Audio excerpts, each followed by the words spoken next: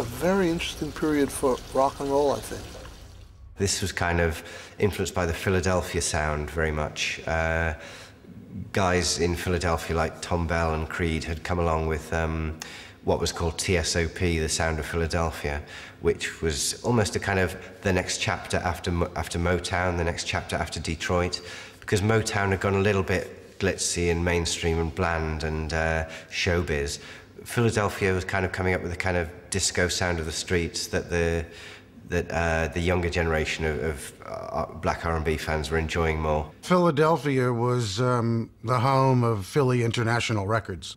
Kenny Gamble and Leon Huff, they wrote and produced all the hits for the OJs and Billy Paul, and there were 5 or 6 really big R&B acts that they owned and invented and produced and wrote for. Sigma and Philly International had not yet become nostalgia by 1976 when we were there.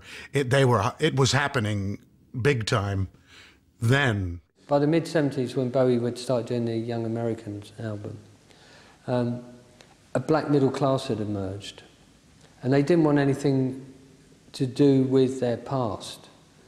They were being assimilated into American mainstream society. They were getting good jobs. They were living in plush flats. And this music kind of emerged, very soft, romantic, tinged with R&B in that the singer must have a good voice. But it was a smooth sound, it wasn't raw, it was taking away from the street and into the penthouse. And I don't think Bowie would have responded too much to that music.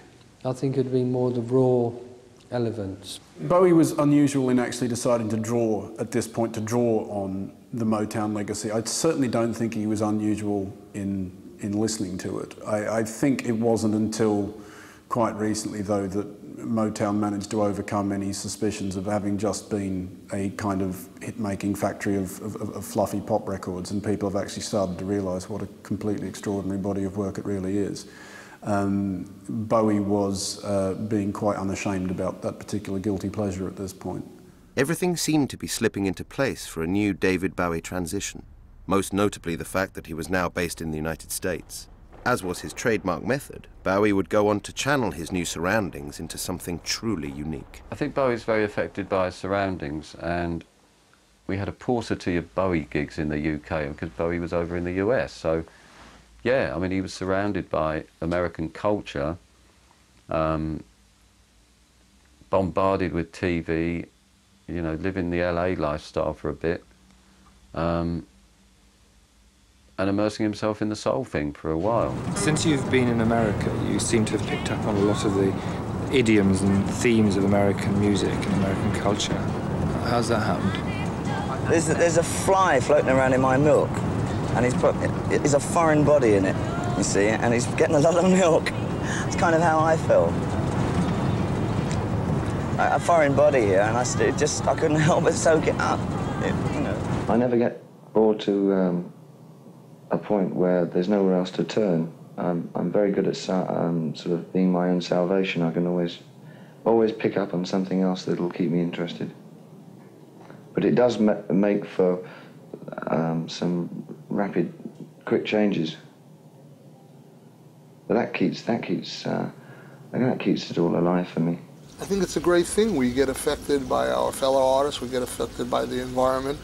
As long as we don't sort of become copycats and just imitators, but I actually think there's something pretty deep about that, because you don't get stuck in, I'm Mr.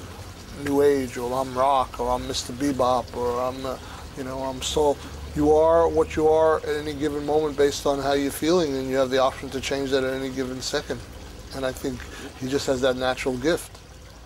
That's been a recurring trope of Bowie's career. He has this fondness for trying to plug himself into the mood and the heritage of wherever it is that he is. It's a reflection of two things. There's one, that there is that determination Bowie always has had, that if he's going to do something, then he will go and follow it to its logical conclusion. But also, he's able to do that. He has the clout and he has the money. And so he's able to do these things. These are things that might possibly occur to a lot of artists, as in, gosh, wouldn't it be great to go here and work with these people and do this? But if no one's got any idea who the hell you are and you don't have any backing, then things like that don't happen. Bowie stepped into recording studios in Philadelphia and New York, laying down material from August 1974 to January of the following year. He set about finding musicians who would ideally suit his vision, among them long-standing performer Mike Garson, and Sly and the Family Stone drummer Andy Newmark. It came like all the other sessions, just, you know, a phone call. Are you available? These are the dates. These are the hours. This is the money. Ba ba ba. You know, you do your little tap dance, negotiate, work a fee out, and you're okay. You know, you're there. It was like that. I didn't know anyone on the sessions. I knew Tony Visconti a little bit from here in England, because I had had some contact with him working on some other things he had produced. I first got involved with David Bowie in a very fascinating way in 1972. I was recording on an album for Annette Peacock. She was an avant-garde singer and very creative. Coincidentally, in that same week, David came to do his first American tour, the Ziggy Stardust tour. He didn't bring a pianist, and he needed somebody, and I got hired for 8 weeks, and now it's 34 years later, 35 years later, still working with him. Bowie also recruited a new guitarist for the session. Carlos Alomar had initially been penciled in to play on the Diamond Dogs tour, yet had been unable to make it due to complications. He would later go on to become one of David Bowie's most important and consistent collaborators. Carlos Alomar perhaps doesn't get the credit he deserves over the history of rock or pop or whatever. He seems as a bit of a sort of a session man or a sidekick, but he was very much a part of some of the best Bowie albums.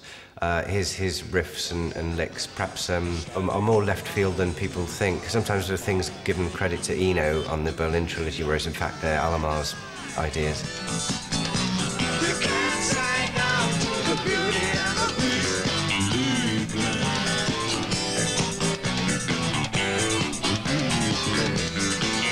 Well, for those of us that know Carlos, he's very loved and rated, and, you know, in the musician community, he's very respected. The first and most widely revered example of Bowie's new direction would be unleashed in early 1975. On the 21st of February,